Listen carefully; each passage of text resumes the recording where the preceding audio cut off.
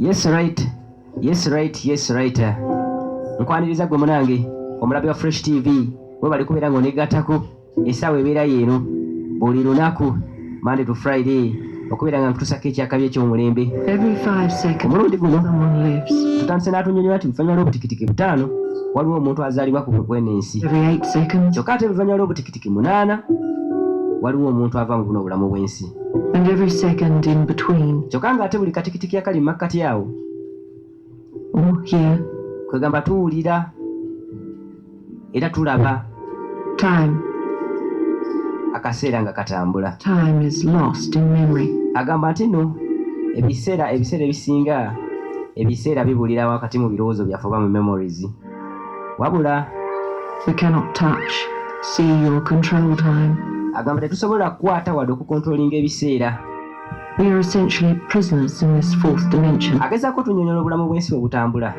Kasinema ke twolekedde kali mu ngeri ya sci-fi oba psychological thriller. Era tugenda kubeera nga tukanyonyola mpolampola. Agamba mwene ensi kwe tuli kugamba tubeerawo kaseera buseera, wabula abamu ebiseera ebisinga tetufaayo tusalawo kubeera nga tulwanagana mu masekkati gaffe, kyokka nga tetubeerawo kaseera buseera kwene ensi. Oli ku Fresh TV teweerabira kasinema ketwolekedde ne bajja batugamba nti Chris Gibson tateekeddwa kubeera nga omusibwa mu kasinema mwana mulenzi oyo. Ne bagamba Dana Crontel oba Dana Cron ne Tai naye mwali nnyo.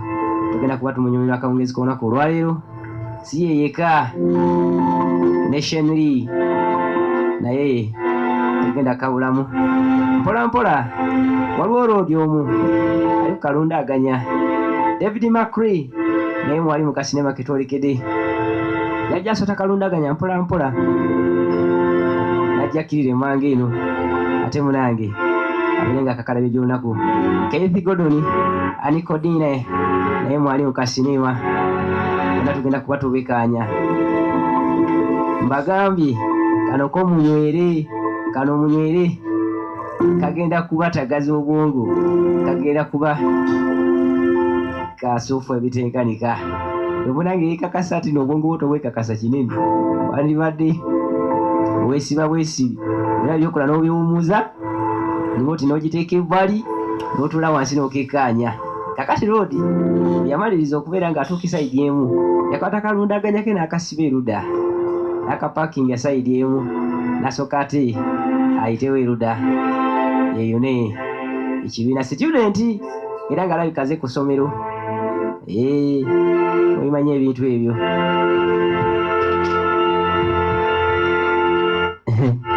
Kasinema ketwolekedde bakayise 41 bakayise 41.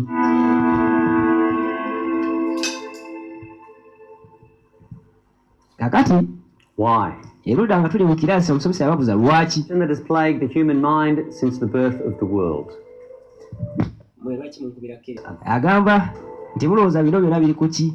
Nzaani era ffenna tujja tutya okubeera nga tuli ku nsi. Interesting that everything seems so strange. Mwe temubiraba nga buli kimu kirabika ng'ekipya gye tuli. Tutunuulira ekigambo ogamba ne tulowooza nnyo wabula bikomekera byonna tebirina makulu. Mulowooza buli kimu ku nsi kuno si kiri strange. Tuseeyeeyeza ku mazzi nga tulinga kitengeja. Temulaba nga buli kimu kiri strange. Mulowooza lwaki? Kwegamba musomesa wa psychology agamba njagala answers eziri honest ez'amazima olunaku lwaleero. Ekibuuzo kiri kimu, lwaki tuli wano? Era njagala kuwuliramu kyemulowooza. Ye musomesa n'agamba Jennifer n'agamba mune Bible ebyogera byonna Mr. Wazzi. Weebale tulina amazima mweno olumu. Njagala kuwulira ekintu ekipya ekyenjawulo mumbuulire. Mulowooza lwaki tuli ku nsi? Muwanike emikono saagala kubeera. Densi n'agamba mu bya mathematics ali wano talina speed governor mu kamwa. Agamba mbuno bwe tuteekamu agamba bwe tugattako obudde mu equation eyo tuyinza okufundikira ng'ate. It's very interesting, then. agamba kino ekituufu ekyoyogedde It just seems wabula sense to me. agamba ze buleeta bikukolera amakulu An atom was a lwansonga ate nno ebiseera bisinga munda entire cosmos. mu atomu The mubeeramu ate ebintu ebya cosmic kugamba mubimanyi ebintu ebyo rotation. agamba solar system mpuno erina interior rotation kyokka ate science agamba kino kyekiba kimugamba jamu empale z'otukakasa nti kyoyogera kituufu eri byasinika Anyone else? wabula abadde agezaako okubeera nga addamu ekibuuzo master kyabuuziza Aiden. n'abuuza Aiden ye munaffe gwe twatandise naye nga pakinga kalundaganya erudda n'amubuuza gwe olowooza ki Believe in the unknown. nze nzikiriza mu kintu ekitamanyiddwa simanyi naye Believe in nothing. kyogera gwe tolina kyokkiririzaamu Belief and reality are two very different things.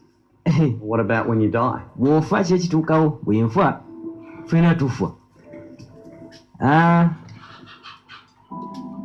Let me ask you, Jennifer. kale Jennifer kankubuuze When you die, kiki ekituukawo singa ofa ggulu oba giyina banene basinika kati ate densi gw'ogamba otya Universal sized element. yunivasi eringa njovu esigala etambula oba nze nfudde oba gw'ofudde esigala etambula kakyabadde ne Aiden n'amugamba kati gwe kiki olowooza okusinza ku ansa ze batuwadde business. Ladies and gentlemen, please. n'agamba kaakati ntegere kye mulowooza baana mmwe wabula njagala buli omu asikeyo olupapula Mathematically, this is your final philosophy exam. n'abagamba eno ekisamu yammwe esembayo bali mu philosophy Unfortunately, wabula the remainder of your possible careers funnels to this. kwegamba kalulya zammwe zonna obulamu bwammwe zeesigamye ku lupapula luno You have 4.5 hours starting now. mwolina essaawa 4 n'ekitundu okuva kati See you in the future. ekibuuzo kiri kimu ababuuziza ekibuuzo kimu why kakati pepa yaggwa pepa bwe mala okuggwa Aiden musajja watu najja enerula gyapakiza akalundaganya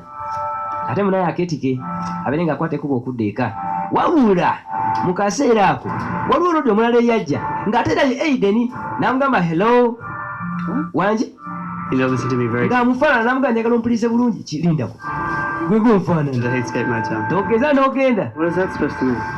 ku Eastgate Motel togeza n'ogenda ku Eastgate Motel togeza n'ogendayo onemwalindako naawe kalundaganya ate kamukuta empale nze mba ati linda nawe ate tabitegedde yamazze ng'amufaanana bafaanagana nga binusu n'amugamba togeza n'ogenda ku Eastgate Motel togeza n'ogenda ku Eastgate Motel nkwegayiridde wabula lodi tamutegedde agenda okujja okumumagamaga kunguluza lodi waali kati yavuga kalundaganya n'ajja sayidi eno omanyi nga okujja okwogera naawe nga yeggwe mubumpipi nga yeggwe gwe mwenyini gweyogera naawe neruda It's open. waliwo abali mukugenda maaso n'okubeera nga banywa kajwisi How was your exam? kati Aiden kwe kutuuka ne bamubuuza ekibuuzo kyo kibadde kitya Alright, it's just cute. You gonna talk to her for me or not? What's cute? Chubby. Are you okay? baali banyumya mboozi ayagala Riding around just trying to find something. nabagamba mwana mbadde neetooloola wano naye That's what you like about it? That's right. bano balooza mbuno oba ali mulaavu balooza ali mutagali To get my bike. bakwata kajwisi wano asoke Someone came up to me. agamba mbadde ndi mukusiba wali kalundaganya kange ne babawujja mazzi My clothes. ng'ayambadde engoye zange feesi ye yange eddoboozi lyange nga buli kimu kinfaanana Is it like a cousin or a relative or something? togamba tolinaayo omuntu wa luganda oba omulongo nze ebiseera ebisinga He won't drugs. Are you? kimugo tobeera ng'olikayaga nti Skate my town. wabula ngambye ekintu kimu togeza n'ogenda ku Eastgate Motel I just don't see why. What? What is it? lwaki ayinza okuba ng'akugambye ekintu ekyo mbu togeza n'ogenda ku Eastgate Motel Hey. kiki ekiri eyo ku Eastgate Motel kyatayagala olabe atidde musajja wattu kubanga ekyamazima ekintu ekituusewo si kya bulijjo kakyeyakola Hello, Greg. ngakwata ekubo ng'atajja erudde eno mu ddwaliro I've seen it. alinayo jjajjayo munange alinayo jjajja embeera gyalimu si ya mulembe wabula ng'ali ludda ate yafuna akasimu kyava atandika Yes. Yes. Middle. South. kati yafuna akasimu nga waliwo amubuuza nti How was your exam? Yeah, it's fine. yafuna akasimu kati jjajja kwe kumubuuza ekibuuzo kyo kibadde kitya nti nedda bwe kimu kitambule bulungi jjajja mulwadde lwadde akasimu kafunye kavudde eri mikwano gye nga mukwano gwamubuuza mpozi erinnya lye eryawakati linnya ki n'abagamba nti Saalo Something new. akonjagala mukakwate muleme kukeerabira I can't explain. nagamba jjajja waliwo ekintu ekituusewo kyesobola kunnyonnyola In the history of mental illness, waliwo mu history kwegamba obulwadde obw'omutwe Yeah. obuyinza Yes. okubeera nga like illusions, okubeera nga buleetera okufuna illusions. Found your grandfather. Namugamba Yes. akapiira ka golf malayika kasuula jajjawo mu mazzi. See him again. Yali agenze mu mazzi kubeera nga ajjayo akapiira, wabula teyasobola kusimatuka. Ebifaananyi biri wano. Your great grandmother. N'agamba jajjaawo History of yalina kansa, yalina obulwadde bwa diabetes. two. Kugamba history y'omweta ne kansa bw'agezaako okumunyonyola. Alayika yalina kansa nga at the same time alina ne diabetes. Oh. Kati abamubuuza ku girlfriend we baali bamuta Lauren. Two going to get Namugamba kyogamba mwe temugenda kufumbirugana gwe ne Lauren. Maybe. Namugamba munaye jjajja simanyi. first. Ekisooka Great grand. njagala abazzukulu gwe mwana gwe, Get the win. njagala kubeera ku mbagayo kye kikulu kya byonna. Okay. Okay, jjajja nkitegeera. Njagala owasi. Brainwave. Naye obwongu bwange nga tebuli wamu jjajja naso. Well, it's not all just in my head. Namugamba ekintu kye nalabye sagala kukikkiriza nti no just kya ddala. Muli njagala kukikkiriza nti kiraka kiba kyambadde mu mutwe, ko jjajja mu mutwe. Mu mutwe gwe kyogamba olina illusions. Bwe biba bwe bitasooka osomera akatabo akaye. Jjajja alina akatabo What shall we read? ke yayagalanga ennyo era ng'ebiseera ebisinga Yes. Aiden yajjanga n'amusomera. Kyava amubuuza nti Where do we start? tutandikire wa jjajja wa we twakoma nti njagala oddeyo gye katandikira. Njagala oddeyo gye katandikira gye bw'otandikira okunsomera. Kakati bw'amala okulaba jjajja yakwata ekkubo n'ajja ku kamoteero gye baamuganya okujja. Jjukira jjama yazze n'amugamba togeza n'ogenda ku Eastgate moteero. Kati yajja ku moteero n'agamba lindako.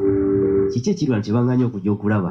N'ekisinza okubeera nga kimutiisa, omuntu eyamuganya okujja ku kamoteero yeye mwennyini.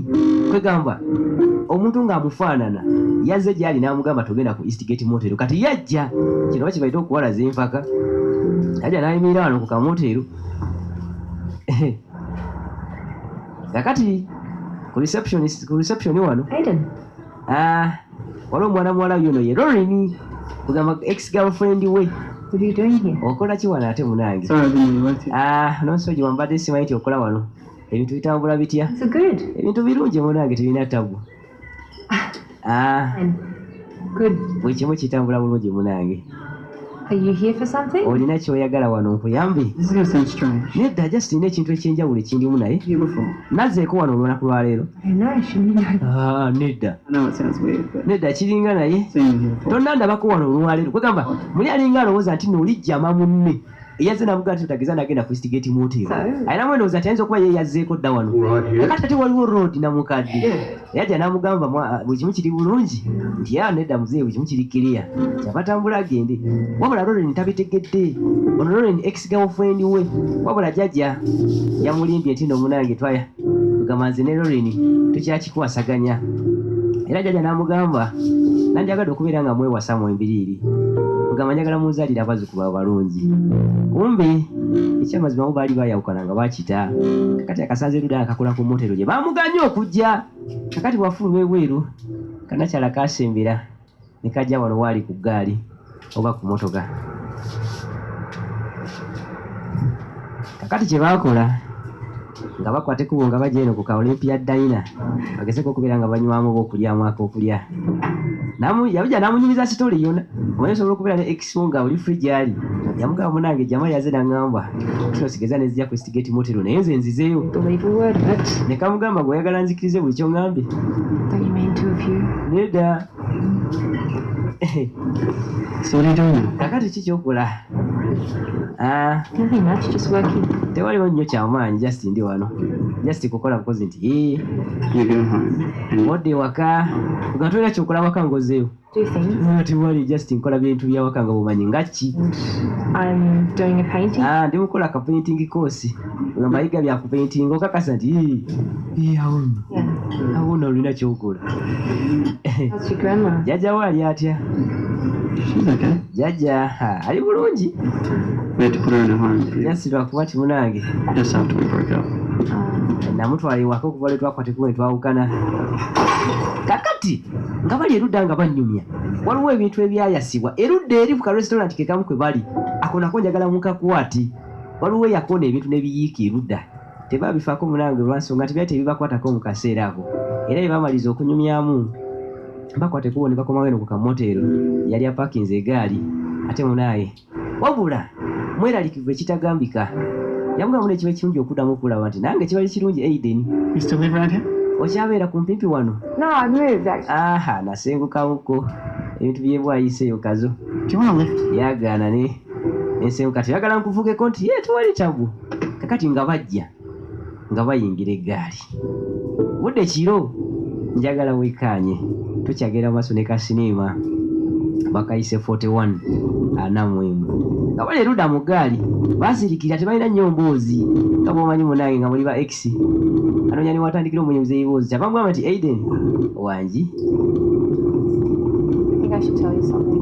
ndowooza muli nina kinjagala okugamba nti ki I think I should have. ekintu oba oliawo kyenandigambye akaseera akayise emabega kiki kyoyagala okuŋŋamba Well, I'm just gonna say. aha mbadde njagala kigamba naye tunula baba kyali mu mboozi gaali alina kyeyatumira Aiden alina kyeyakutumira eggaali yakomekerera esayidi eno ku mabbali g'ekkubo wabula ng'embeera eri munda mu gaali bambi tebyatambula bulungi kakati babeetika ne bakwata ekkubo ne batuuza ku ddwaliro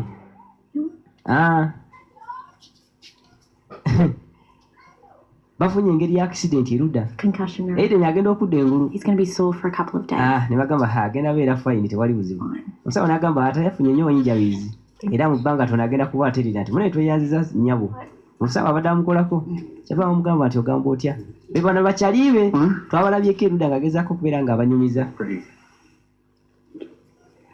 You're in a car accident. Yeah. ne bamugamba mune watomeddi era kyabadde si kirungi And the omusawo n'agamba grandmother. gamba omusawo yakubira jjajjaawo And then. jjajjaawo n'ankubira nange ne nkubira niiki A while. era obwedda tuli wano tukulinza odde engulu Oh, kyava babuuza nti Lauren ali atya bamubuzaabuza hit your head. They.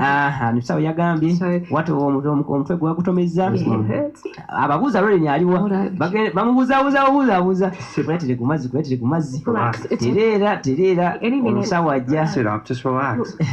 The doctor will I'm give you. fine. Sit back. ndi fayini banange njagala kumanya Lauren aliwa banange mumbuulire wabula bano beetunulako bwetunuzi akabonero akaali kalaga nti Lauren Allowed to use the phone to call family. byayite bitambudde bulungi A lawyer's been assigned and will be meeting with you tomorrow. bannamateeka So I'm being jailed. bagirawo Well, ne bamugamba kati bali mwagala kumuteekako musango nti ye Given the circumstances of the batugambye relationship with the deceased, ogamba gwe togeza okukibala abalamu I'm understanding what she... Lauren naawe mwali mwayawukana n'omwetika n'omuteeka mu I ggaali have to explain. bw'oyagala kumutta totunyonyola kuba byonna twabitegedde twagala kumanya oba olina looya woolina tukutwala mu kooti Now, to be clear on this, amateeka mubimanyi you cannot leave the hospital. toteekeddwa kuva mu ddwaliro No, you're not in custody. If you do leave here, kubanga things are a lot worse.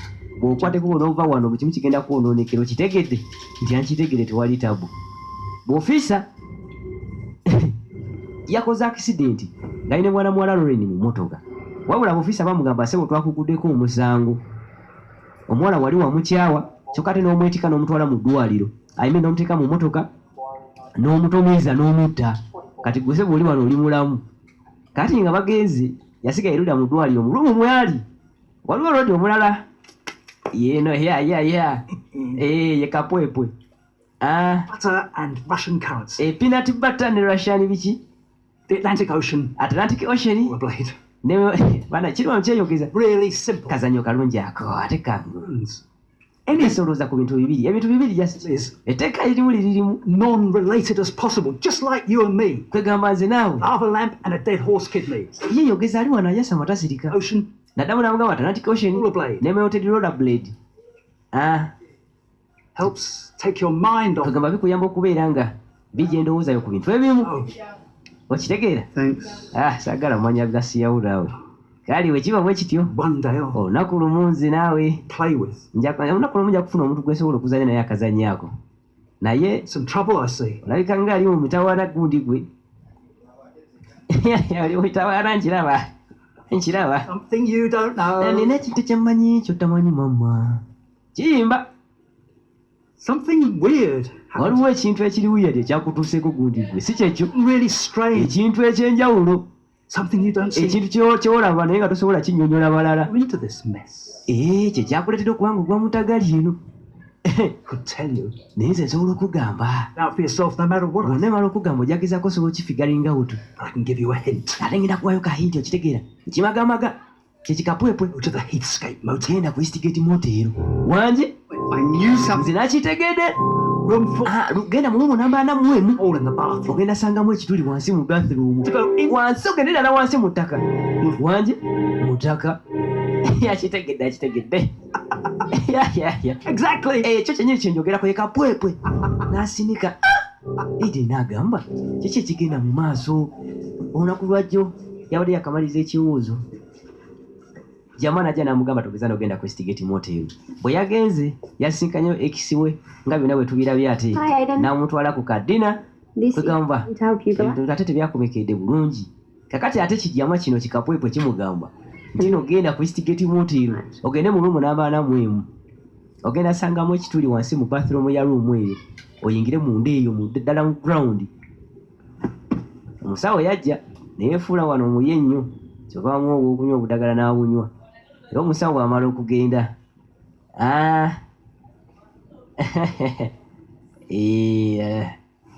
Yasitukirawo.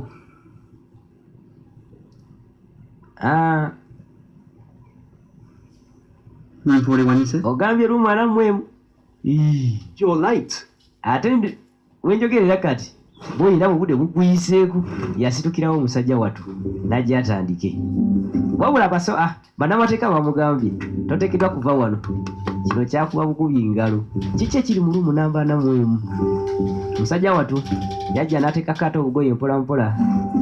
N'azzaako ekijaketi kye n'akisiba bulungi eruda n'anywera n'ateekako kihudu sawa yakubeera ng'afuluma eddwaliro. Naye agenda kuyitawa. Wano waliwo obusawo bubiri Kambabazi Justin ne Kadina buli wano. Kikaba naye omusaala gutuuse. Kyekyo gutuuse. Kumbe loli ayitamu. Bwe yamala n'akiyena eruda amadaala najja ng'atandika mpola mpola n'akkirira eddwaliro yalifuluma. Wabula kye kiri ku Eastgate Motel tugenda gezaako kitegeera mpola mpola. Nagamba King VG buno mbusobola ate era neyamu okubeera nga mbamalako ekiwuubaalo. Bwe bali kwekomera ku Fresh TV essaawa ebeera yeeyo nze nembeera nga nkumalako ekiwuubaalo. Yakwata ekkubo najja n'ayita wano mu kisaawe ky'omupiira. Najja n'ayita bulungi ne ku petrol station akali erudda. Njagala mwetegeeze bulungi kasineema kano. Togeza n'otemya togeza n'obuuka kasiteepu konna. N'ayingira ka supermarket akamu nga kamera zimwekaanya. N'ajja erudda abaako byagula wano. Ajja wano.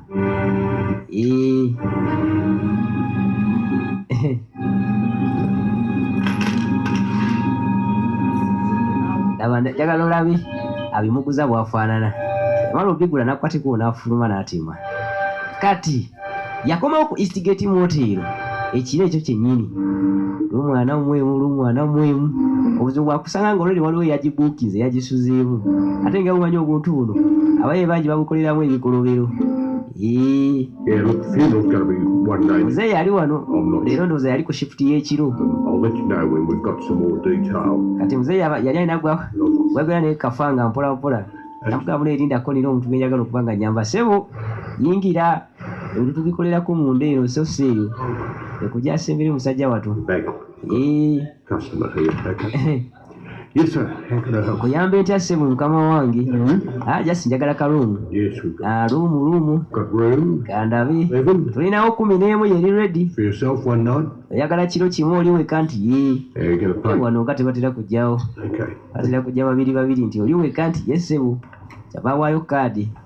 Muzeeyi n'amusimbula ate. Okay. Yabakwata erudda n'amugirayo ekifunguwo oba ekisumuluzo.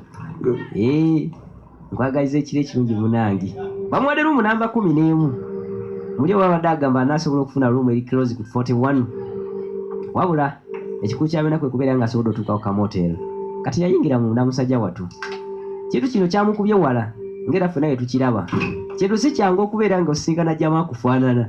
Nakugamba logeza n'ogenda ku Eastgate Motel.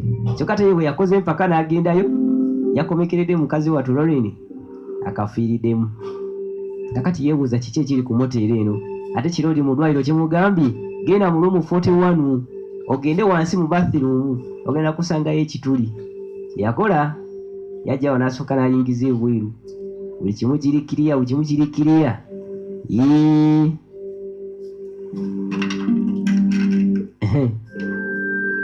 jana lookinga wano bulungi sagala problem ye Aiden kamotero weka tuwekafanana munange umanyi bubeerawo buli kubeera bu highway motero And a car swerved. walimu ka television munda His power problem. nga fresh TV gakuwa butereevu Died on site. ekugamba tino munange waliwo yakoze accident Minimal injuries. He Eh, does not yet know what caused the car waliwo swerve. omusajja yatobedde yabadde muno omukyala mu motoka Looking forward for a wabula poliisi ekyagenda maaso n'okukola ogwayo gw'okunoonyereza kale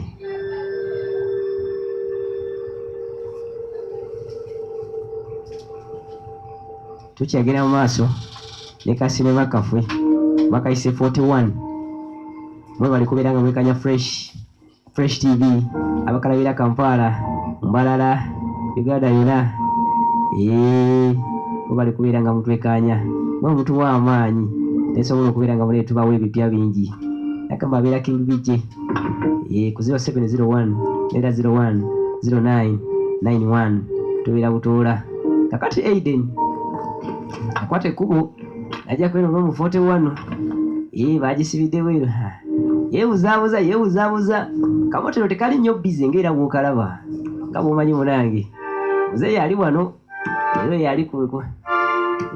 yali ku shifuti y'ekiro maliza okubalansinga ebitabo bye agamba ate munange kansuke ngende nkole mbere nga ndawonalawona lawundi abalina okugenda ate munange n'akyekera ku zirumuzi si bwe buno bumotero bwe mubeeramu olumala okuwa lumu ne bakusuulirira namukeera enkya nga abantu batiddwa mu ziruumu kati Aiden yayita mu dinisa simanyi oba bamukwatira wano biba bitya ngajja lumu 41 kiki ekiri mu lumu 41 kyekerako wansi eno kiriri kyekyo kyekiri muno kyabakwate kubona agulawo eno ka bathroom agulawo kumbe muzeeyi nga wegambye aba alina okujja n'akebera bulungi n'akakasa nti bakasitoma buli omu ali kiriya tewali alina tabbu yonna kumbe munaffe akulosinze n'ayingira erudda ayingire mu bathroom ya lumu 41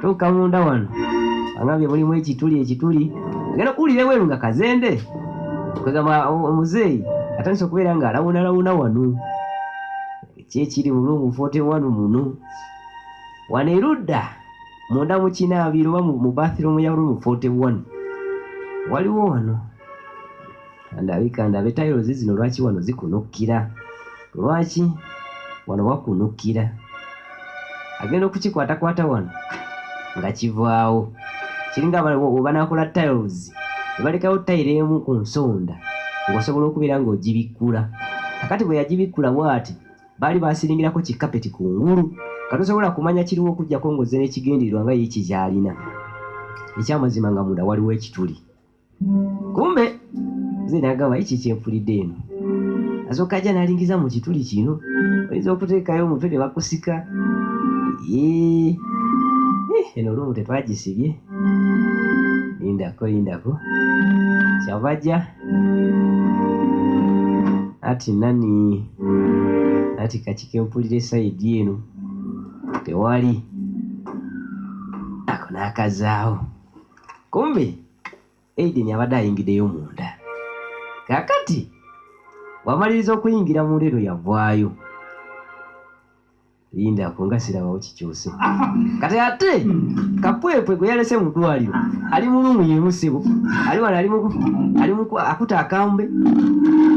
akambe era lumu gyalimu wano akutendeka walagi gwe nja kusala nviira leka naawe tomanje nzi nviira nja leka kale nja kukukinja yavaawo eyo avaawa muzeeyi kapwepwe twamulengereko mu ddwaliro kiki ekigenda mu maaso ng'omu eno kakati bw'amala okuvaayo yafuluma ebweru n'ajja wano ayingire mu kituli n'avaamu kakati bweba mwalabye akatundu bano ababiri bwe babadde bayimiridde ku mmotoka muzeeyi yabaddewo mu mulyango wali ng'abalaba kakati kino kye kiri mu kuhappeninga right now bwayingidde mu kituli n'avaamu azzeeyo olunaku lumu emabega kwegamba ali mututwavulinga out in time n'addayo olunaku lumu emabega nga biri byonna tebinnabatuukawo ako adzeeyo emabega n'akomerawo mu kaseera ye ne mwana muwala Lauren obakwatidde kuba ogenda ku kaddayina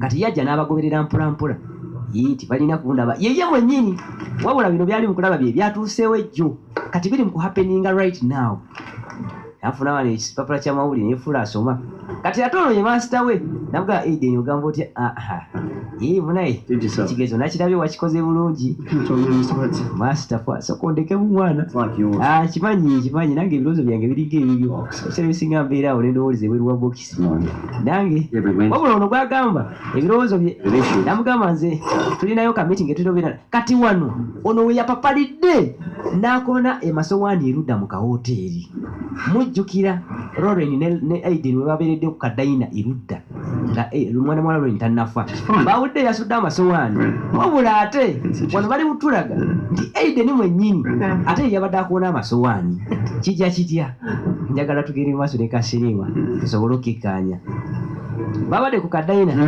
ebanyumya onamugamba naye jjajja simugamba nga nti nze naye twayawukana After all this time, luleka naawe emyaka ebiri tomugamba nga nti twekyawa it's a bit strange. bwekyanjawula ekyo kiri strange jjajja omumanyi embeera gyalimu munange we nandi kimugambye kuoliawo tekyandimuyisiza bulungi alina n'ekifaananyi kyetwamuweereza nze naawe kyetwamuweereza akyakina akyakwagala munange jjajja wange akyakwagala I miss you, Grandma. munaye nagaa jjajjawo mumisinga nange mumisinga ebitenkanika kuba yateranga okubeera omusofu gyendi nagamba nagamba simanya ayagala nze naawe tuddemu tugende ku mipiira nga tuzanye bowling balina omuzanyo gw'omupiira oba ekipiira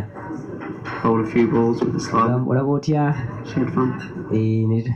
ebiseera biri twagenda nga netuzanya ki bowling nti mbijjukira You remember that? ojjukira akaseera we twagenda nze naawe mbijjukira bannange kugamba bateranga okuba nga baagalana mu ngeri ey'enjawulo bateranga okuba nga balina laavu mu masekkati gaabwe wabula mu kaseera kano laavu yali tekyaliwo kakati yakwata ekkubo najja n'amuwerekera ng'era bwe twalabye mu kusooka kati ye wennyini ono ye mutuufu gwe tulaba kati ono ye Aiden waddala aliwo kati essaawa eno najja nga abagoberera era bwe batwe bakuta eggaali ne bagisimbula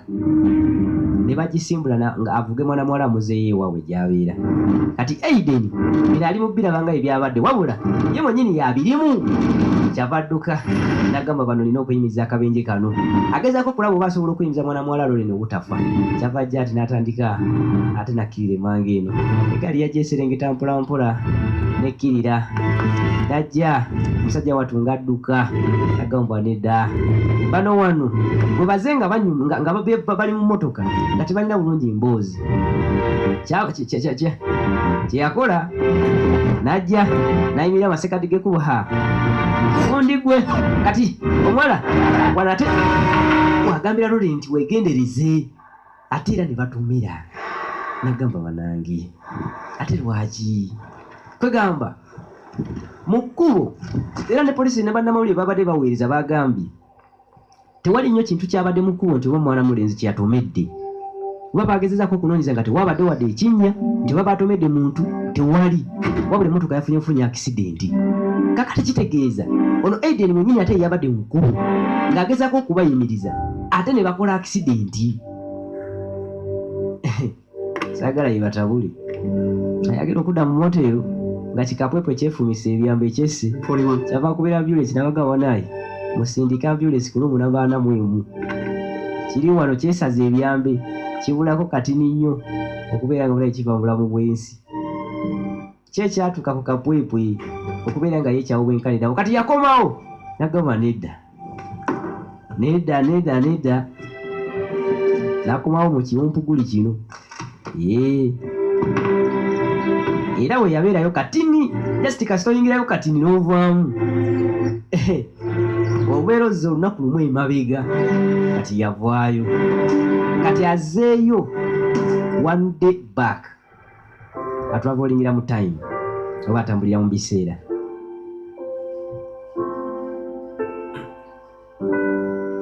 kakati yakwata ekkubo. I don't know. Look, it was really weird. It was Kakati bano this baseyaabe 41 with a motel room that has bano baabadde banyumya. that leads to yesterday. Ono agamba Niiki nti no Like he was in a car accident. Aiden yazze n'annyumiza simanyi But he yazzeyo simanyi atambulira mu tayimu nga simanyi yeeyo ensonga lwaki Lauren yafudde back in time. simanyi atambulira wakati mu tayimu. How was your nap? Kati wano ate wajjira kwegamba bino twabiraba ku lunaku luli olwasooka jjajja n'abasanga nga bali mu kunywa ka juice erudda.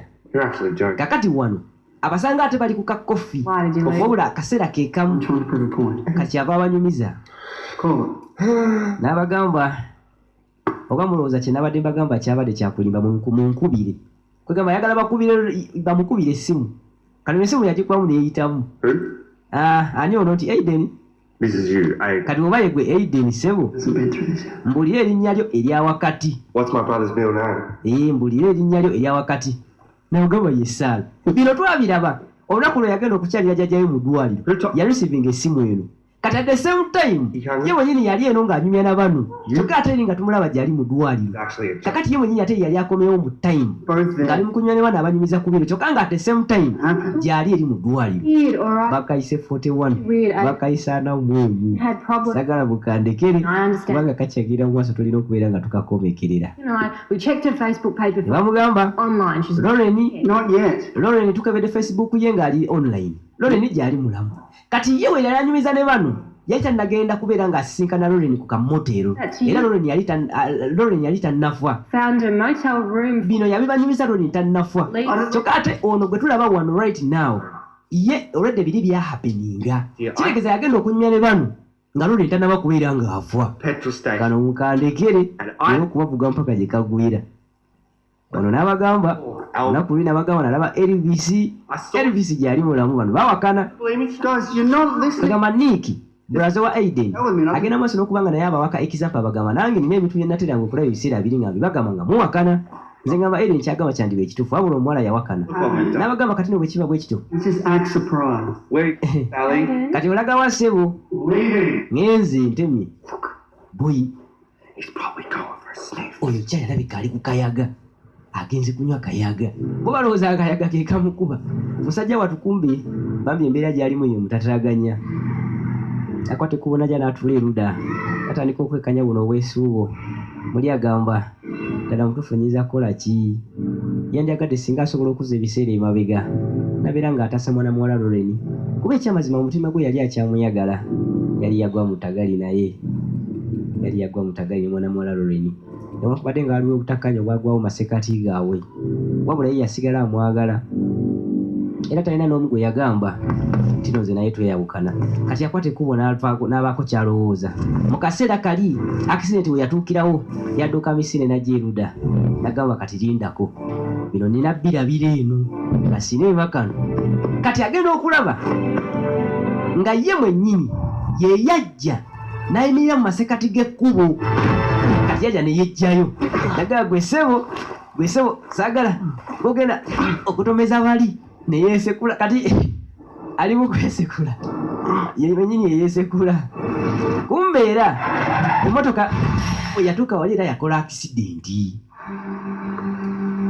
ye munowooza ye era ne mukukiraba nga naffe twakirabye ye yali mu masekati g'ekkubo ng'agezaako okubayimiriza kati ye mu kuvuga neyeekanga omuntu eyali ayimiridde mu kkubo n'akola akisidenti kyokka ye yali avuga emmotoka kyokka ate ne gwe yeekanga eyali ayimiridde mu kkubo yali ye kakati kino akiyiiza nagamba kati nina kujjawo oli ayimiridde mu masekati g'ekkubo oba oli abaleme kukola akisidenti wabula era bwe yajjawo yali ayimiridde mu masekati g'ekkubo ate era siti lwakola akisidenti kati tumulaba wano aliwo emirundi 3 yabadde ayimiridde wali mu kkubo yaze okubeera ng'ataggulawo wano ate era yali ku drivingi mugamba ye yali avuga kati yasitula omuwala n'asitula omuwala omulambo gw'omuwala Lauren nga akisidenti emaze otuukawo n'amwetika n'amuleeta eruda ku kamotiiro njagala olabe bakayise 41 kati yamuleeta n'amuleeta eno mu kiwumpuguli n'amuleeta eno mu kinnya alabe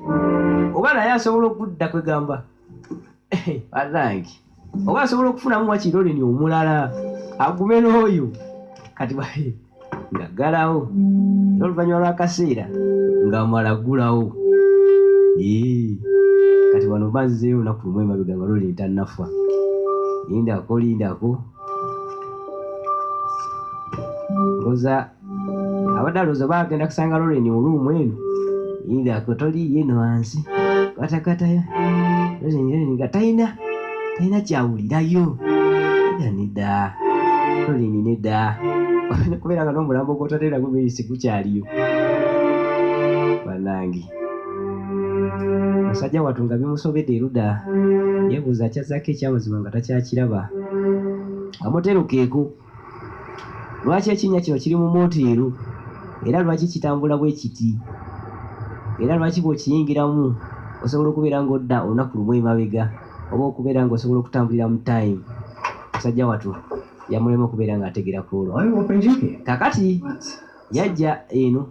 Ono master we Mr. Waz yali alina ekintu kye yamugambye nti buli lwakusatu tubeera ne meeting ey'abannaffe nga bwe tusomesa psychology tumanyi biki professor ab'enjawulo bajja ne bafulamu ka meeting. Mathematics exists only to comprehend the impossible. Asangawo wano One does not always eat.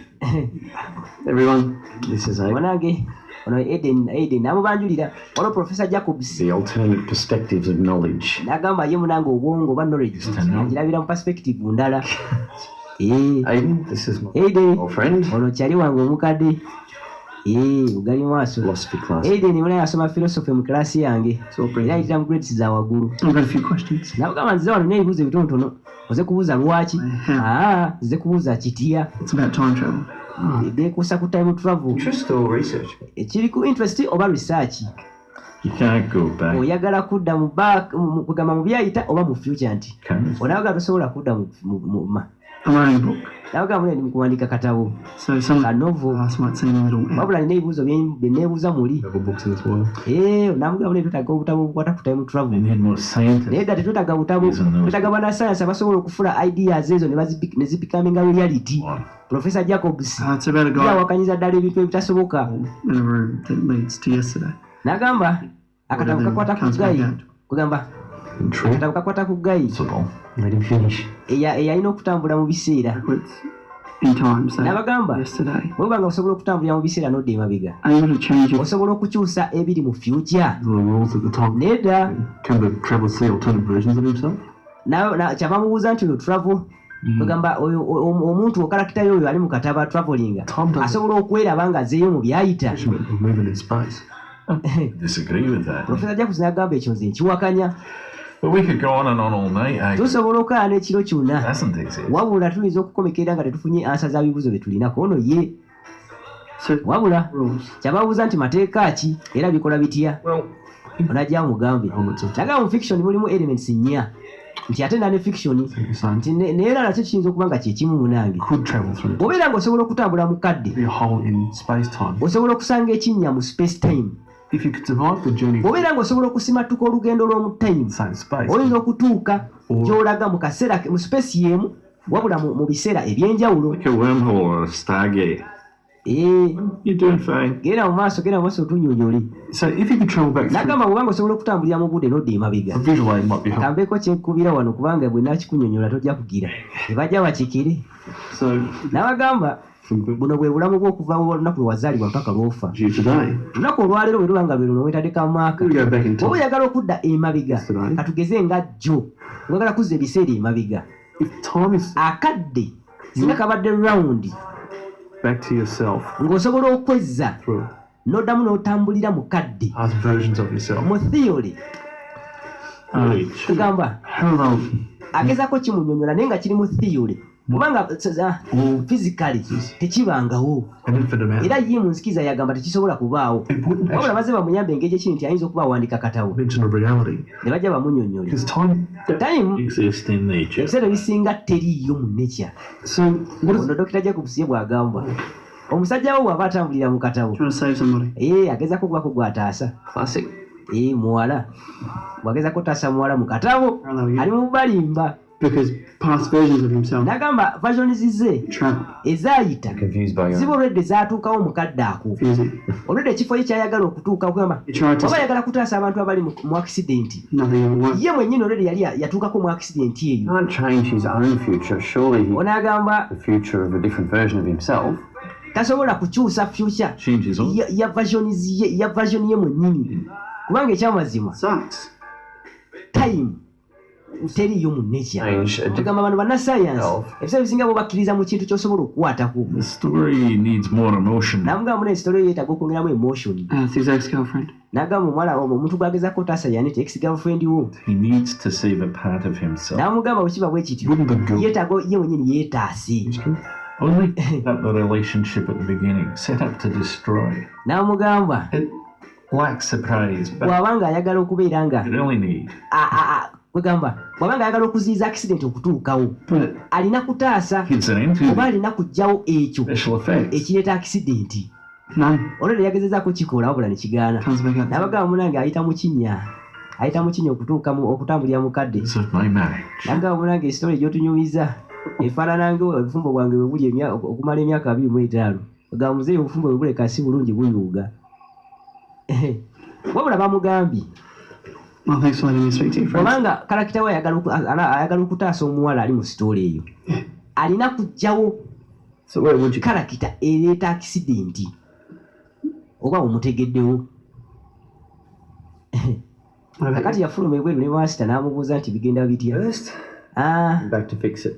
nze ngamba When I was 12 years old, kyandibadde kirungi nodda emabega n'osooka otereza emistakes zonna eziba zaakolebwa namugamba we nali omuto traveling through times, man. nayagalangayo nange okubeera nga ntambulira mu My time grandfather's natulanga wansi to the universe, nempandiikira abantu bonna famous. ng'ekigendererwa kyange nanye njagala kubeera munange mumanyifu Travel through ngamba nti oba oliawo nsobola okutambulira mu time negenda ku mativi empapula z'amawulire t-shirts n'ebitabo We put the word out there. nenteekaawo ekigambo nempandiika information yange negiteeka mu bantu nga ngamba nti njagala kutambulira mu time Travel in my life. mulinga ngamba nti mu bulamu bwange singa So ensi etuuka someone in the future, singa ensi etuuka mu future omuntu omu when time ogamba ekintu ekyo nekisoboka ekyokubeera nga omuntu asobola otambulira mu go time back and come and get you. njagala banzijjukire oba oli awo bamanye nti waliwo omwana mu buto eyagezako okubeera nga atambulira mu time ekirowoozo yakirina okuva obuto wabula teyasobola kituukiza era nga yakula akimanyi tekikyasoboka Only back.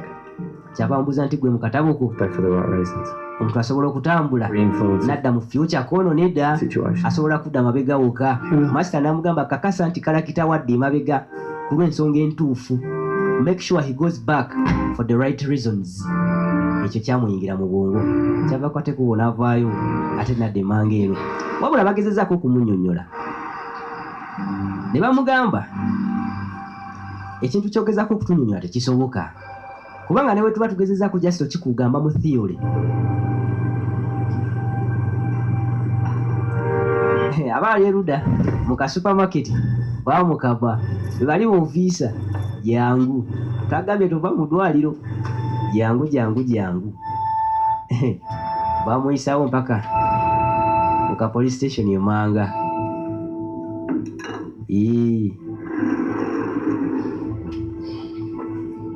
bamugambye sebo tukuguddeko emisango wavirireko gwe wakoze accident yaviireko mwana muwala Lorraine okufa 2 years ago. era nga tutegeera muli nti nowakikoze mu bugenderevu And psychology.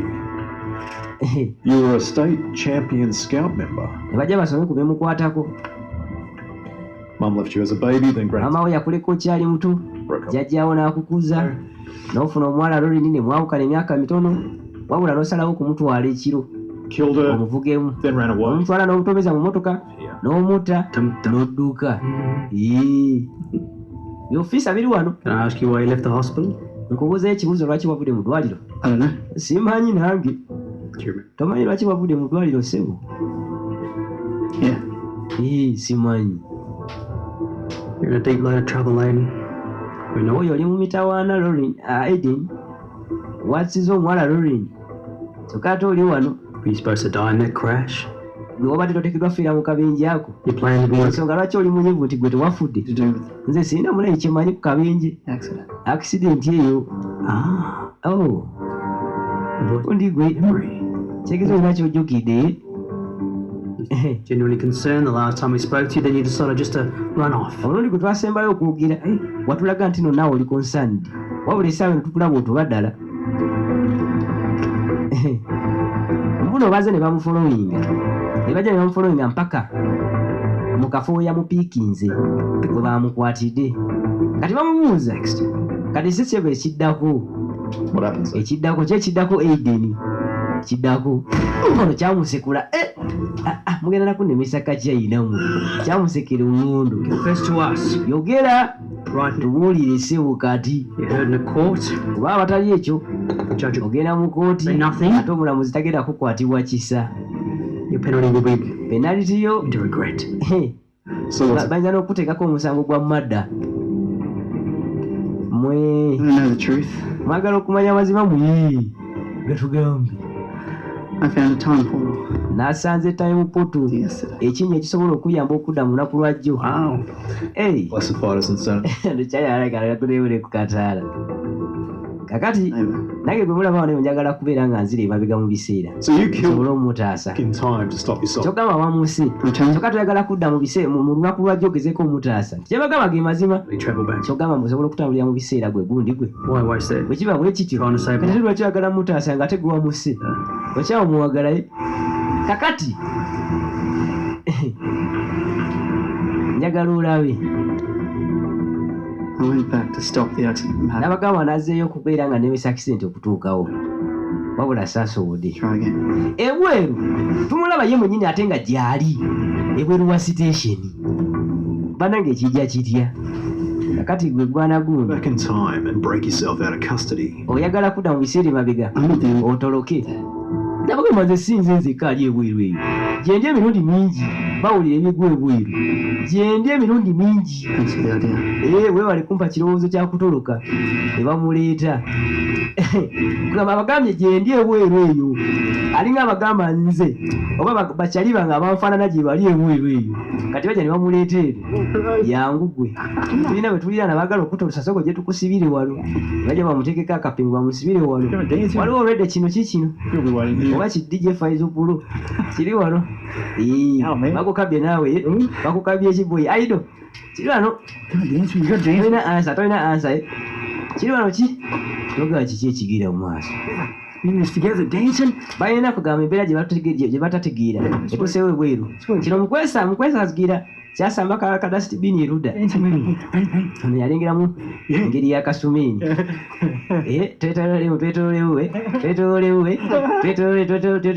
twetololewe kumbe asikayo kano kakino kyakalaba obuyi oyiiza banansibanga naawe ekalika mpola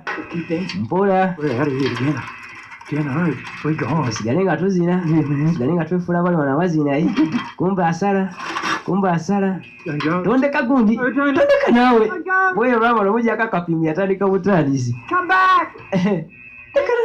deka naawe ne wakyali mwana yaddukayo misinde nagyeruda eno mpaka mu kisaawe nagamba alikalekooti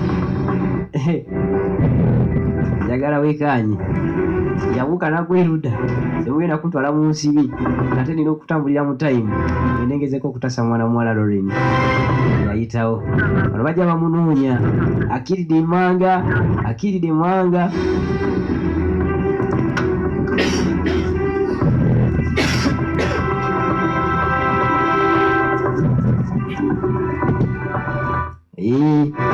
abagambye eddoboozi lyafudefudemu awo senyiga bintwalaganya naye tujja katwala mu maaso ate mpaka wekanagwera aganza abeera king bj 0701 nera 01 0991 bulazo we yali ali mukajjuza yalaba wayitawo misinde najja yakirira emangino mpolampola ate munange bano bajja bamufuata akiridde emanga nomulaba adduka nga yuuyo bamulingira bwesebo yimirira najja ayitewo yemmwe yimirire mugenda kumpa soda najja yikweka emangino mu kipakingi loota ebajja baziveemu ofiisa omusango gwe bamunoonyeza kati boyi gulinga gwa madda kubanga bo balowooza omwana yamukyawa wabula yagezezaako okwagala okumuta tebamunoonya naye daasebo temugenda kuntwala nga ndaba najja ayitawo emanga eno wakayise 41 ana muyimu wabula babadde bamutiisa bamutereteninga baagala agezeko okukonfesinga abagambe nti ekituufu omwana abadde ngezaako okumutta oba oli abo bafunye ddala omusango basobola okumusaako. Wabula mu kaseera kano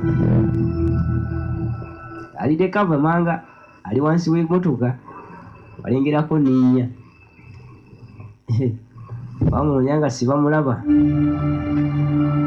alaziibwa wadde wano wennyini. Mwana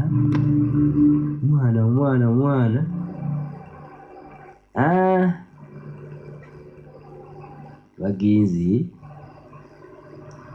akajjayo kichwa nga kumbe bakyaliwo basibulireyo batambula. Omwanyi yatusogetudde eno yabawulira nga bagenze musajja atukwe kuvaayo ate nadduka nga dda sayidi eri n'ayitawo emanga embeera yo alina okubeera nga agitereeza nga ebintu ebinayonooneka. Kati yamanya nti mu sitoole eno mugenda kubaamu okumukwata ate yakitegera nti bwe banaamukwata bagenda musibira erudda. Kati kye yakola najja afunaana akasumeeni yeesalako akapingu ati nani kiki ekyo kyempulira kumbe bano bakyamunoonya atubuzeeko bamusuubira okubeera mu Katanga sayidi awo Wandegeya ye Aiden wabula ebintu byosi birungi n'akamu. Kati yafunamu ekirowoozo aga akasumeeni kano kayinza okunkolera ate one time. Kati yajja nako n'akomawo ku kamotero akyali mu kiro kyekimu. Ekiro we yagenze n'afuna lumu ku motero. Kati yajja adduka misinde nakkirira munda mu kinnya ng'alina akasumeeni ke naggalawo. Kaakati wabula bannange kano kajja kubasuula eddalu. Wano we yajidde ye kennyini n'ateeka akasumeeni kano wansi mu dasitibiini ye mwennyini ate ng'akwatiddwa munda. Kati kwegamba bino byabaddewo emabega mwebiti we byabadde mwennyini yazze ng'ategedde nti bagenda mukwata n'ateeka akasumeeni mu wansi. Kati yakomawo ku ka restaurant, yakomawo ku kaddayini erudda. Kati agenda okukyusa amaaso nga muzeeyi amutudde okumpi ate yekapwepwe. Can I help you? Nkuyamba ekiseebo bwana guni onekkaanya tonzijukira kyogamba I'm sorry? okujjukira. Can I ask you a question? Nkubuuza ekibuuzo baaba. I think you just did. Nze ngamba waka mbuuza ekibuuzo. Nina ekirala njagala kumanya ki kyokola mulimu ki gwokola. I'm a lawyer. Ndi lawyer baaba. Was there ever a chance in your life that something could have gone another way? Wali obaddekaawo nobako kyokola nekitagenda bulungi Like your life could have changed? Like you weren't going to be a lawyer? nobako ekintu kyokola nogaa kale singa nakola bwenti nekikyusa. Yes, as a matter of fact, I almost went off to war. Ebiseera ebisinga munange kibaawo olunaku lumu nange nali ngenda yingira amagi I registered nengenda ne bampandisa na bulungi to leave. wabula olunaku nali netegeka okusimbula. The strangest thing. Waliwo ekintu ekyatuukawo mu bulamu. I'm sorry, I don't. Olw'ensonyiwa baba sikumanyi sijja kubuulira byange. You changed your mind. Namugamba mulanga okyuse It's possible. muvinze ono kijja kitya. Agamba kale sikumanyi bwana guno neyogerizaako nnyo. When I saw Kapwepo n'agenda namugamba tomato soosi n'abako ebigambo byamugamba ngono bimuvukira mu matu.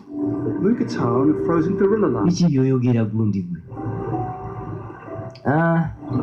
Ankwesonyiwa enteme. Wabula afirize muli nti bali connected mu ngeri emu oba endala. Kakati wano yafuna akasimu. Akasimu kafunye kabadde kava mu ddwaliro nga kirabika jjajja embeera etandise okubeera nga ate eyongera kuba mbi. Kati yakwate kuwo n'asembera wali jjajja. I've seen you before. Owulira otya jjajja? Mugamba nabo ndowooza muli. I could see you cry. Singa asobola okuddamu endaba ku jjajjaawo omusajja bba wange. Kwekuza amaaso omusajja atunatunula mu kifaananyi nga bwe baali ebiseera biri. Namugamba jjajja mbeko wenkutwala. Munyaga bwe bajjajja ono asobola okumutwala mu kinnya n'amuzzaako emabega n'alaba ku bbaawe ng'akyali. Namugamba naye nedda. sisobola sagala kubako gyontwala. You read to me. Namugamba kwata akatabo kange oddemu kansomere. Tikali munange jjajja. Kakebiri nno kali mu nsawo yange gakebiri. The top. Kali kungulu mu nsawo yange munange. Kyava kwate kubona akeetika. Namugamba tutandikire wa jjajja. The end. Namugamba ku mulundi guno njagala onsomere gye kaggwera. Njagala okwate kuba onsomere gye kaggwera. Babadde bakasoma emirundi mingi wabula nga kyandiba nga bujjo tebasobola katuuka ku nkomekerero. Yamugamba njagala onsomere gye kaggwera. Musajja watu yakwate kubona ajja eno gye baziika. N'asooka yeetegereza entaana ya jjajjaawo omusajja. Yandibadde nga bba wa nakyala jjajja ali ku kitanda essaawa eno. Agamba nedda nsobola okubako kyenjiya. Naye kiyinza kuba ki?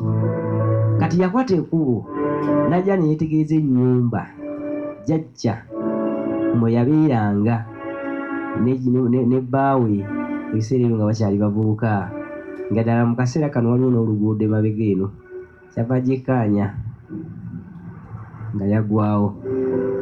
Yakwata ekkubo n'akomawo eno ku kamootero n'akwata empapula ezimu n'atuula wano mu masekkati n'atandika okubako byabalansinga. Ebintu Profesa Jacobs bye yamugambye erudda eri byabadde byefaananyizako bwe biti nti kwegamba okutambulira mu time physically tekisoboka, wabula basobola okinnyonnyola mu ngeri ya theory. Yabibalabalamu n'agamba nedda. Yakwata ekkubo n'ajja n'akomawo emange eno mulumu namba namwemu n'ajjira ddala eno mu kinnya n'ayingira oba oli awagezeko okubeera nga adda emabega. Kati leero yakomawo mu kaseera kali. Is this the first time? Oyo yasinkanira kapwepwe n'amugamba gwate Today or tomorrow? oze leero oba leero lwankya. Kev! Ye ani afaayo. Anga osobola oteeka akambako wansi bwana Gundi. Myself. Gundi togenda kuŋŋaana kwesala. Cut myself. Njagala neesale The hospital. kubanga bwe seesale sijja twalibwa mu ddwaliro. Tell you to Ate bwe sitwalibwe mu ddwaliro I'll change. tojja kumanya nti nno oteekeddwa okujja wano. Kwegamba To change. olunaku lwe twalabe kapwepwe ng'ali mu ddwaliro ne Aiden yasookera eno ne bamusala oba ne yeesala. No, the- Ate bwe yamala okwesala Aiden wennyini yakubira ambulensi Yeah, you have- n'emutwala mu ddwaliro. Kyokka ate mu ddwaliro ate yasinkanayo Aiden Great. omupya eyali tamanyi ku kintu kyonna ku luumu eno. Kati yamugamba bw'eseesala tojja sobola kumanya nti nno luumu eno gyeri. Kati bawulira konkona ne badduka ne badda emange eno. Kati muzeeyi yajja Open the door, please. muguleewo mpulira abakonkona eno. It's all you. Namugamba nakulabye Gundi gwe. I'm different. Nakulabye. Nalabye better version of you. Nakulabye ng'oli looya ng'oli mulungi. Change your life. Nagamba kitegeeza kino kigakyusa obulamu bwo ssebo. Tolina kwesala nti tekimala. What the hell? Baabaako bye baasa erudda. You think that's everything else? Kyogamba engeri gye tugenda okuva wano nti oli mugezi Gundi gwe. Muzeeyi How did you do it? agamba muguleewo. Before it was a question. Namugamba amubuuza wakoze ekyo okubeera nga Being in the situation in the first place, if you could figure that out. amugamba wakoze ekyo okubeera nga olabika bulungi. Amugamba wakoze ekyo okubeera nga obulamu bwo bukyuka. Namugamba jjukira akaseera katambula naawe kyava kyo kyekiyitawo ekijja kiyingire ekinnya. Ono naye we yagidde n'alya kanvaali mu kinnya. Kati kazeeyi yagenda okujja okugulawo linda kumpulira aboogirira eno. Musajja watu teyabasangamu era ye muzeeyi teyamanya nti ekinnya weekiri. Kakati munaffe Aiden yajja n'avaayo mu kinnya. Kye yakola yakiyingira n'akivaamu ate n'akiddamu ate n'anaddamu n'akifuluma. Kugamba emirundi egiwererako ddala nga bw'akingira bw'akifuluma kiringa bw'onaava mu lwaleero n'oyingira ekinnya n'okomawo mu lunaku olw'enkya. Kugamba n'oddayo mu lunaku olwajjo olunaku olwayise n'oddamu era n'oyingira ekinnya ku lunaku olwajjo n'ofulumira mu lunaku olw'okwosa jjo n'oddamu era mu kinnya bw'otyo n'oddayo mpaka mu wiiki ewedde mpaka kati yatambula ennaku nnyingi n'aziza emabega emirundi mingi yayingira ekinnya emirundi n'emirundi nga batulaga nti ennaku ez'emabega zajja zeetooloola luumu eno nga bwe yali efaanana mu biseera biri n'ebiseera ebirala era ebiseera eby'emabega musajja wattu nga bwakingira bwakifuluma bikooya wabula yasalawo akikole bukoowo bw'ekitalo yakwata ekkubo n'avaayo n'ajjukira akaseera ye ne mwana muwala Lorraine akaseera bwe beekyayira bali erudda we bafunyamu obutakkaanya era oyo yamugambira nti nno gwe Lorraine kino tukigale sikyasobola kubeera nga ngenda naawe mu maaso omukazi wattu kyamuluma kumbe ekyamazima baali baagalana kati akomyewo mu biseera ebyo emyaka 2 emabega n'alingiza ebbali n'abiraba byonna nga ebyaliwo bwe biti bwe byali kyava akwateko n'avaayo n'akomawo mu kinnya era n'akifuluma n'akiyingira nga bwakifuluma agezeeko okuddira ddala emabega mu biseera biri ebikadde kakati baatuzaayo mu kaseera akakadde nga bo tebanakwata kubo kubeera nga beekyawa ne batuddizayo ddala emabega emyaka mingi emabega ddala nga bw'okiwulira njagala olabe olunaku lwe babale batunyumiza ye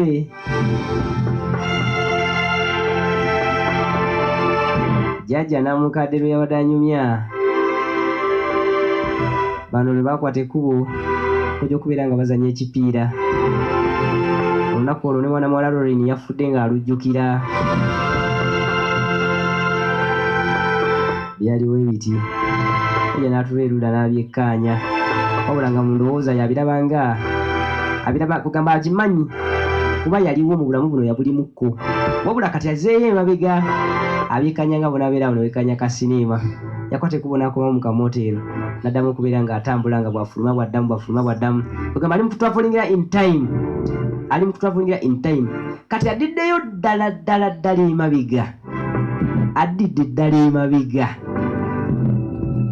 nga bwe mulaba emabega ddala emyaka mingi emabega bw'oyingira ekinnya kiri n'okifuluma obeera otambudde olunaku lumu emabega obeera ozeeyo mu lwajjo oba obeera ozeeyo mu lunaku olwayise kati ye yaddamu nga bwafuluma bw'okiyingira n'okifuluma emyaka emirundi kugamba emirundi 3 obeera ozeeyo omwezi gumu oba ennaku 3 emabega kati ye yakiyingira emirundi mingi naddirayo ddala emabega mu mwaka gwa 1957 ebiseera bino jjajjaawe baali bakyali bavubuka kwegamba agezaako okwagala okulaba biki ebyaliwo ebiseera biri emabega jjajjaawe akaseera kabadde anyumyako akaseera ke yayagalirwamu ke yali ennyo ng'ayagalamu omwagalwa we wabula mu kaseera kano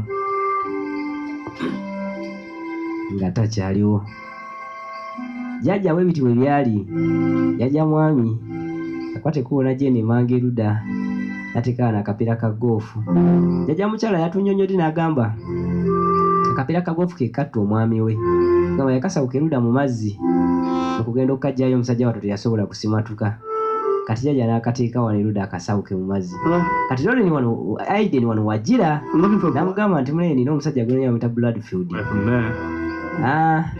Bradfield abeera kumpimpi awo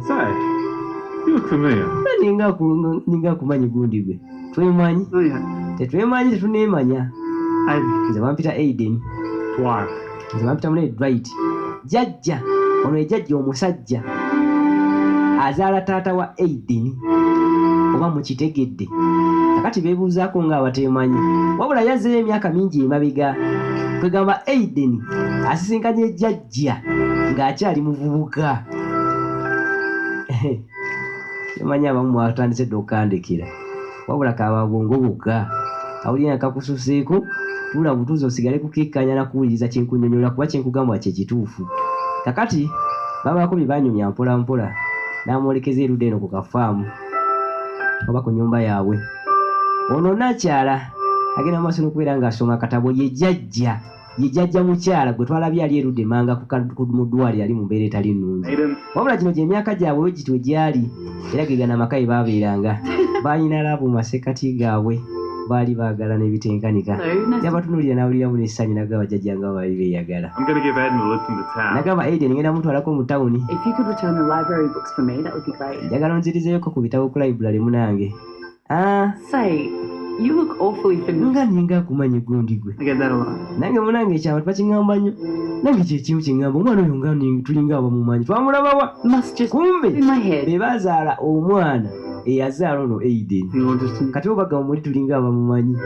Jjajja bwatu bwe yali afaana yali mubalaga bwe bitenkanika. Era yava buto ng'ayagala nnyo ebitabo. Yagala nnyo okusoma. That's why ne mu kaseera kano wadde nga mulwadde ali ku kitanda. Meet you, Aiden. Namugamba munene nsanyusa okulaba Aiden. Kyava mugamba nti you too. Teyamugamba nti me too. Nga bw'onagamba omuntu nsanyusa okulaba nagaa nange. Yamugamba nsanyusa okulaba Aiden.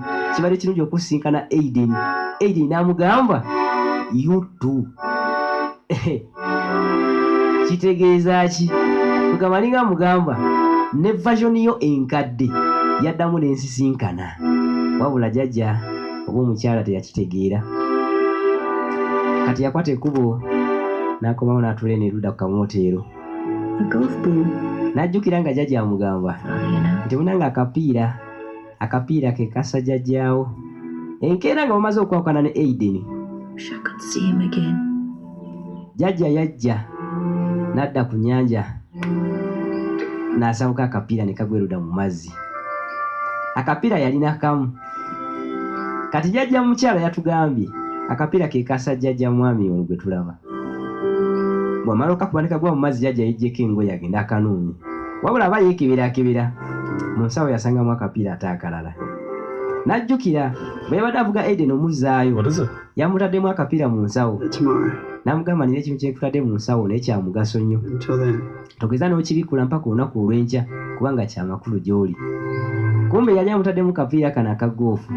Kati ono enkeera yali akomyewo okujja okusamba akapiira ka goofu okukawuliramu munda mu nsawo. N'olw'ensonga eyo teyasobola kubeera ng'afa. Ono okusinziira ku bwazizaayo ebiseera emabega. Wabula already ebyaddala ddala already jjajja mwami ye yali yafa. Lwansonga nti no Aiden teyaliiwo kubeera ng'amuteerawo kapiira kalala. Era olwakuba akapiira kagoofu ne kagwa mu mazzi n'agenda okukakima musajja wattu teyasimatuka. Kati Aiden yabadde agamba nga bwe yabadde agala kuteerawo jjajja opportunity addemu okubeera ng'asisinkana ku bbaawe. Ekyebuzibwa ekintu ekyo kyagana okubeera nga kijja mu reality. Kakati yajja mukyala ng'ali erudda mu ddwaliro. Muli yalaba ng'alinga asisinkaniddwa bbaawe.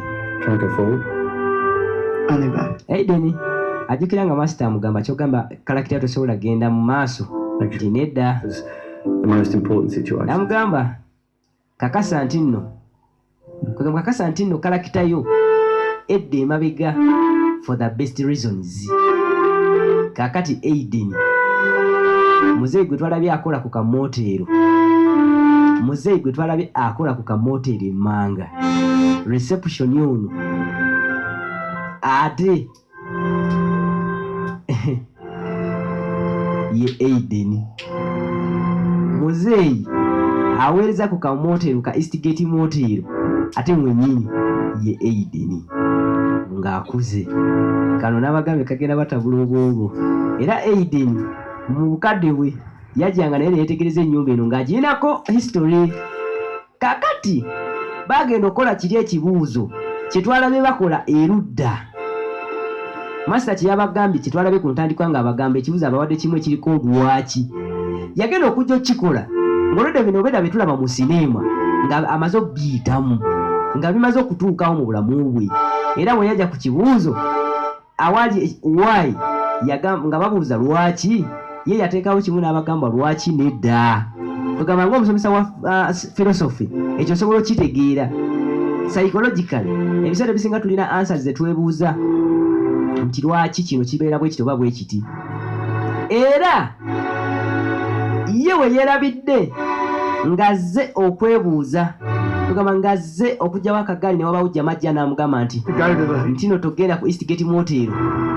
Ku mulundi guno eyajja ate yali ye wabula ng'akaddiye nga togenda ku Eastgate Motel. Era we yaze ku Eastgate Motel n'ajjawo mwana muwala muzeeyo ono twamulabye yabaddewo mu mulyango ng'abekkaanya. Muzeeyo ono mwennyini already ye Aiden. We yajjidde n'agamba mwana muwala nkutwaleko. Ku mulundi guno yamugamba Can I walk you home? nsobola okuwerekera ne tukuzaayo waka nga tutambuza bigere. Nakyala n'amugamba ye bwe bakwateko bwe bagende. Kwegamba kye kino ekintu kyokka ekyali kisobola okulemesa accident otuukawo. Obwedda agezaako kyasobola kyonna wabula nga tasobola kutaasa mwana muwala Lauren. Kye yakola yamugamba nsobola okuwerekera ewaka.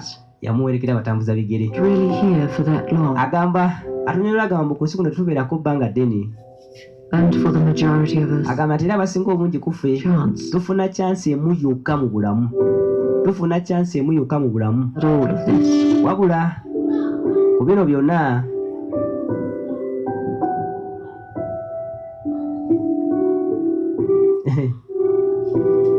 agezaako tunnyonnyola atugamba ku nsi kuno tetubeerako bbanga ddene wabula abasinga obungi kufe tufuna chance emu yokka esobola otuyamba okubeerako ebbanga eddene.